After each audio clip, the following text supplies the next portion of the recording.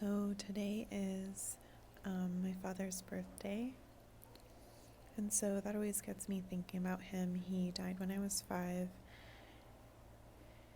and he loved me really well before then. And so when he died, he became my first God. And I was thinking about it this morning and how even as a God, there was this idea of a larger God beyond him. So there was this understanding that even as my God, he had a limitation. And I think in part that limitation was the fact that he had died. He was not in my life, and so he was limited in the way he could show up for me. And so as a small child, I understood that. And I think there's always a journey to understanding the imperfection of the Father. But the real gift here is that I understood the imperfection of my Father, the limitation of my Father, and the limitation of God in terms of my own human experience. I say that because I had to think of it as a limitation to begin with, and now I understand that it is the presence of another face of God. So the Father is the face of God that cares for us, that provides for our material experience, that creates home and safety and nurturing for us. When mothers are doing this, they are enacting a father role in raising us. The mother gives us sensation, experience, and nothingness. So this is the dark feminine. This is the feminine that gives us, the mother gives us sensation, and predominantly the mother gives us pain.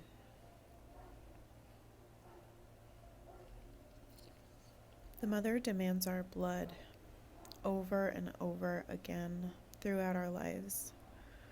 Demands the blood of women every month and during labor. Demands the blood of men in war.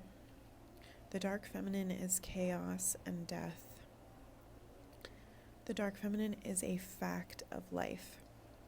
And much of the resentment that we feel toward our Father is for the presence of the dark feminine, which we were never taught to understand and love, which we were never taught to accept. We have a value system that alienates the dark feminine, that calls the dark feminine bad and wrong, when the dark feminine is a fact of life. Because we all come from oneness, because we all come from source, there is an encoded memory in us of the tranquility of non-experience, which translates to a human mind of peace. So there's this programming in us that tells us peace is available. And yet, peace is not available in a human experience.